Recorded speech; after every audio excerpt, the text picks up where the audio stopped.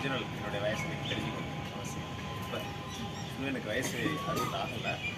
வீட்டில் வந்து அப்படி ஃபாதர் வந்து அப்போல்லாம் அப்படி நம்ம இந்த மாதிரி சர்டிஃபிகேட்டு பர்த் சர்டிஃபிகேட் அதெல்லாம் கிடையாது. என்ன பண்ணுவாங்கன்னு கேட்டிங்கன்னா இப்படி காதை தொட சொல்லுவாங்க. இப்படி தான் ஸ்கூலில் சேர்க்கறது. அப்படி சேர்க்கும்போது பத்தலை அப்படி சொல்லிட்டு வயசை கொஞ்சம் அட்வான்ஸ் பண்ணிட்டாங்க.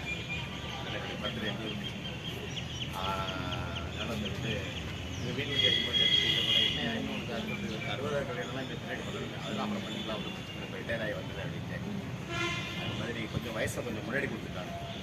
அதனால் கொஞ்சம் ரொம்ப இல்லை 4 வருஷம்லாம் இல்லை. அதனால் ஃபஸ்ட்டு அதனால் அதே சூப்பராக இருந்தது. அதனால் சர்டிஃபிகேட்டில் கொடுத்த ஏஜுக்கு நம்ம ரிட்டையர்மெண்ட்டுக்கு பீடபிலிட்டி அப்படிங்கிறது ஒரு லாங் ட்ரைவ். நிறைய உங்களுக்கு சொல்லியிருக்கோம். இந்த ட்ரெயினில் வந்து ஏற்கனவே ஒருத்தர் வந்துட்டு இருப்பார் அந்த சீட்டில் ரிசர்வேஷன் பண்ணி. அந்த சீட்டில் நம்ம வந்து நம்ம ஸ்டேஷன் நம்ம ஏறதுக்கு ரெடியாக நின்றுருப்போம். அவர் இறங்கிடுவோம். தென் நம்ம ஏறிடுவோம். அந்த சீட்டில் நம்ம ட்ராவல் பண்ணுவோம். திருச்சியிலேருந்து ஆரம்பித்து விழுப்புரம் செங்கல்பட்டு வரும்போது நான் இறங்கி தான் ஆகணும். ஏன்னா எனக்கு அது நேரம் எனக்கான இடம் வந்தாச்சு. செங்கல்பட்டில் இன்னொருத்தர் ரெடியாக நின்றுருப்பார். அவர் ஏறி போயிட்டே இருப்பார். அதான் இன்றைக்கி நடந்திருக்கு. நான் ஏற்கனவே நிறைய தடவை சொல்லியிருக்கேன் உங்களுக்கு. அது நீங்கள் கண்கூட இன்றைக்கி பார்த்துருக்கீங்க. அப்படித்தானே சார்? ஆர்டர்ஸ் வந்துச்சு இல்லை? வந்துருச்சு. ஆர்டர்ஸ் வந்துருச்சு. இந்த நாளைக்கு தான் 30 ஒரு தேதியை போட்டு இன்றைக்கி வந்து ஆர்டர் வந்துருச்சு மேடம். அப்படி தான் வந்திருக்கு. மிஸ்டர் அருள் அப்படின்னு ஒருத்தர் நான் வந்து இனி தான் சார்ஜ் எடுப்பாங்க அப்படின்னு வச்சுட்டு இருந்தேன். ஆக்சுவலாக பார்த்தா அதே அட்வான்ஸ் பண்ணி இஎன்சி ஆர்டர் போட்டிருக்காரு. 30 ரிட்டையர் ஆகுது. அந்த பிளேஸில் வந்து ரவிச்சந்திரன் ரிட்டையர் பிளேஸில் வந்து அதில் போஸ்ட் பண்ணியிருக்கோம் அப்படின்னு வெரி ஃபர்ஸ்ட். அப்போ எந்த அளவுக்கு பீடபிலிட்டி வந்து ஃபாஸ்ட்டாக இருக்குது. நம்ம இன்ஜினியரிங் சீஃப் ஃபாஸ்ட்டாக இருக்காருன்னு தெரிஞ்சுக்கோங்க. அவர் நான் ஏஇ போஸ்ட்டில் வந்து தெரியும். அதனால் அப்படி சூப்பரான விஷயம் வந்து யாராலையும் தடுக்க முடியாதுங்க. எப்படி பிறப்பு நமக்கு சந்தோஷம் கொடுத்துட்டோ இறப்பு வந்து கன்ஃபார்ம் அப்படிங்கிறது வந்து அது எல்லாருக்குமே ரிட்டையர்மெண்ட் உண்டு. ஆனால் என்ன இதில் வந்து நான் மேடம் அப்புறம் சூப்பர்னண்ட்டு சார் இன்னொரு நம்ம ஸ்டேஷன் 4 பேர் பென்ஷனர் மேடம் பென்ஷனபிள் சர்வீஸ் ரொம்ப பெரிய விஷயம்.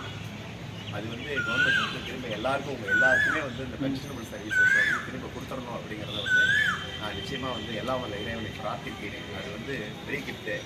எனக்கு லைஃப்பில் அது எப்போ தெரியும்னு கேட்டிங்கன்னா பென்ஷன்கிறது எப்போ தெரியும்னு கேட்டிங்கன்னா வயசு லைட்டே இருக்கும். அதெல்லாம் நம்ம ஆளை மாற்றிக்குவோம். ஆனாலும் இயற்கை தான். இயற்கையை நம்ம ஏற்றுக்கிட்டு தான் ஆகணும். பிரயோஜனம் எல்லாத்தையும் ஆகணும். நம்ம மனசை நம்ம நல்லபடியாக சேட்டிஸ்ஃபைடாக வச்சுக்கிறோம். அவ்வளோதான். அதனால் ஆரம்பத்திலேருந்து என்னை வந்து நான் மெயின்டைன் பண்ணிக்கிட்டதுனால நோ ப்ரெஷர், நோ சுகர், ரைட்டுங்களா, no tension, no hypertension. அதனால ஹெல்த்தியாக இருக்கும். எக்ஸசைசஸ், யோகா தென் நம்ம என்ன சொல்லிக் கொடுத்துருக்காங்களோ கொடுக்கணும். அதுக்காக வந்து 100 வயசு வரைக்கும் நம்ம எப்படி இருக்கோம் அப்படின்னு நம்ம எக்ஸ்பெக்ட் பண்ண முடியாது. ஆக்சிஜிஸ் இறைவன் கொடுத்தது. தென் இதில் வந்து எக்ஸசைஸ் ஆஃப் லைஃப் தான். யூஓடி போடுற மாதிரி தான். லைக் அதுக்கப்புறம் இதுக்கு நம்ம வந்து அடுத்தது என்ன செய்ய போகிறோம் இந்த லைஃப் கேரியர். அடுத்து நான் வந்து 1985 வந்து காலேஜ் வந்து முடிச்சேன். அது கம்ப்ளீட் பண்ண diploma course Alagappa Chettiar Annamalai Chettiar college technology. Then Alagappa Chettiar காலேஜில் பார்த்து பண்ணோம். அப்புறம் ஏஇஆர் 2008 ஜாயின் பண்ணேன். டேரெக்டாகவே ஏஇஆர் தான் ஜாயின் பண்ணேன். ஜூனியர் இன்ஜினியர் நான் ஜாயின் பண்ணேன். டெக்னிக்கல் அசிஸ்டண்ட்டாக இருந்தேன். இந்த டெக்னிக்கல் அசிஸ்டன்ட் போஸ்ட்டே வந்து எனக்கு வந்து ரெகுலரைசேஷன் போஸ்ட். அதனால் அது செலக்ஷன் கிரேட் அதெல்லாம் நான் வாங்கிட்டு அதுக்கப்புறம் ஏஇஆர் ஜாயின் பண்ணேன். ஏஇஆருக்கப்புறம் ஒரு 10-15 வருஷம் சர்வீஸ் பண்ணிட்டு அதுக்கப்புறம் எஸ்டிஓ 2017 2013 வர வேண்டிய எஸ்டிஓ போஸ்ட்டு 2017 வரையும் போட்டுச்சுங்க. ஏன்னா கோர்ட்டு கேஸ் அதெல்லாம் கோர்ட்டு கேஸில் போனதுன்னா 2017 எஸ்டிஓ ஆகிருக்கும். அதுக்கப்புறம் இப்போ 2 கேண்டர் மாறி இருக்கும். அப்படி போயிருப்பாங்க. என் கூட வந்தவங்க எனக்கு எஸ்டிஓ இருந்தவங்க இஎன்சி ஆகி போயிட்டாங்க. ஒரு 5-6 பேர் ரொம்ப லேட்டாக பண்ணலாம்னா நிறைய வருவாங்க. அது மாதிரி காலகட்டங்கள் நம்மளை இருப்பினும் கடைசியில் வந்து எல்லாம் முடிச்சுட்டு இந்த கரூர் டிவிஷனில் வந்து ஜாயின் பண்ணி எஸ்டிஓவாக வந்துட்டு இங்கிருந்து அதுக்கப்புறமா உண்மையை சொல்லிடுறேன். வேறு வழியில் காலையில் வந்துட்டு 11:30 மணிக்கு அங்கேருந்து வருவேன். 11:30 மணிக்கு வரும்போதே சார் ஃபோன்லாம் பண்ணி கேட்குறாரு. பத்திரிக்காரர் இருக்காரு கேட்டுக்கிட்டாரு பேசாமல் அந்த சார் வந்து சாராக பாருங்க அடிப்பார். தேவைப்பட்டா இல்லாட்டி அவரே வந்து போயிட்டு வந்துட்டு ஒரு ஜிபே எனக்கு ப்ரொவைட் பண்ணியிருந்தாரு. அந்த ஜீப் தான் நிறைய தொகையாக போயிட்டு மேடம் வேறு போயிட்டே இருக்காங்க. அந்த ஜீப்பில் ஏறி ஏன் போயிடுவேன்.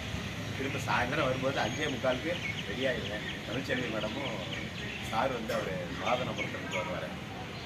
சாரும் வந்து ஒரு சீட்டை போட்டு வச்சுருவாங்க எனக்கு ட்ரெயினில். அந்த திருச்சி ட்ரெயினில் போய் ஏறிடுவேன். அப்புறம் வந்து இப்படியே ரெகுலராகவே ட்ராவல் பண்ணிகிட்டே இருந்தேன். ரொம்ப மேடம் வந்து ஜாயின் பண்ணாங்க. ரூபா எஸ்சி சார் அவர் எஸ்சி எனக்கு பண்ணி எஸ்சி சார் 2 நாளாக இருக்குங்க தங்குங்க இங்கே தங்கிடுங்க அப்படின்னு உண்மையிலே நீங்கள் சொன்னதுக்கப்புறம் தான் இந்த ஊர்லேயே நான் தங்குனேன். அது வரைக்கும் தங்கவே இல்லை. ஊருக்கு போயிட்டு தான் வந்துட்டு இருந்தேன். ஒரு 4-7 மாதமாகவே போயிட்டேன். நீங்கள் தான் 4 மாதமாக 5 மாதமாக தங்க வச்சுக்கிட்டு. அதனால் வந்து அதுக்கப்புறம் தங்கினதுக்கப்புறம் நான் தெரிஞ்சுக்கிட்டேன் இங்கே வந்து நிறைய செய்ய முடியுது, அப்சர்வ் பண்ண முடியுது. அந்த டைமிங் அப்படிங்கிறது ரொம்ப முக்கியம்னால ஒன் சைடில் அப்படியே. அடுத்தது வந்துங்க சாதாரண எஸ்பி பாலசுப்ரமணியம் பாடும்போது அவங்க வீட்டுக்காரம்மா சொல்லியிருக்காங்க, எங்கள் வீட்டுக்காரருடைய குரல் இப்போ நீங்கள் கேட்குறீங்க எல்லாரும், அது வந்து எல்லாருக்கும் பிடிச்ச குரல் தென்றல் அப்படின்னு சொல்லுவாங்க. ஆனால் அவர் வந்து பாடின பழைய பாடல்கள், அதாவது அவங்க இளமையாக இருக்கும்போது பாடின பாடல்கள்லாம் மல்லிகை சரத்தினுடைய நுழைந்து வந்த தென்றல் அப்படின்னு சொல்லுவாங்க. அதுமாதிரி நான் என்ன படிச்சுக்கிட்டேன்னு கேட்டிங்கன்னா, நம்ம இருக்கிற இடம் வந்து சாதாரணமாக போகிறத விட இந்த மல்லிகை சரத்தோடு நுழைஞ்சு வர தென்றலுடைய வாசனை வீசணும் அப்படிங்கிறதுக்காக நான் என்னைய ட்ரெயின் பண்ணிக்கிட்டேன். அதனால நம்ம என்ன எடுக்கிற விஷயங்கள் அப்ரோச் பண்ணுற விஷயங்கள் எல்லாருமே ஈஸியாக டேக்கிள் பண்ணக்கூடியதை ஃபஸ்ட்டு நான் இங்கே சொன்ன மாதிரி நான் உங்களுக்கு ட்ரைனிங் கொடுக்குற மாதிரி ஒருத்தவங்களை வந்து அவங்க நினைக்கும் போது நம்மளை போகும்போது என்ன நினச்சிருப்பாங்க, இந்த வேலையை நீங்கள் ஒரு டாக்டர்கிட்ட எத்தனையோ டாக்டர்கிட்ட நம்ம எவ்வளோ அச்சீவ் பண்ணியிருக்கோம், எவ்வளோ ஒர்க்குகளை செஞ்சுருக்கோம், முடியாத விஷயங்களையெல்லாம் முடிச்சிருக்கோம். எம்என்ஆர்லாம் இப்படி தான் செய்யணுங்களான்னு கேட்டவங்களை வந்து சார் இப்படி தான் எம்என்ஆர் இப்படி தான் செய்யணுங்கிறத எனக்கு ப்ரூவ் பண்ணியிருக்கீங்க அப்படின்னு சொல்கிறவங்க பேர் வாங்கியிருக்கோம். அப்படின்றது என்ன தெரியும், நம்ம அப்ரோச் பண்ணுற விஷயம்தான். அது மாதிரி இப்போ இருக்கிற ஏஎஸ் எல்எஸ் எல்லாமே அதையே நீங்கள் ஃபாலோ பண்ணிக்கோங்க.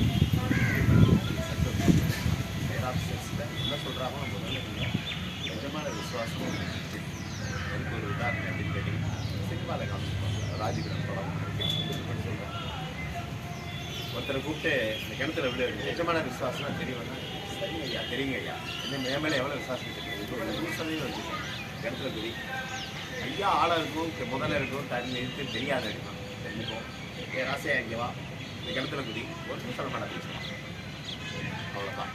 அப்போ என்ன அர்த்தம், அதனால அவ்வளோ விசுவாசம் இருக்குது. அதே மாதிரி இங்கிலீஷ் சொன்னாலும் சரி, உங்களுக்கு ஐரான்சர்ஸ் எஸ்யூ சொன்னாங்க கிணத்துல குதி பிடிச்சேன் ரைட்டா.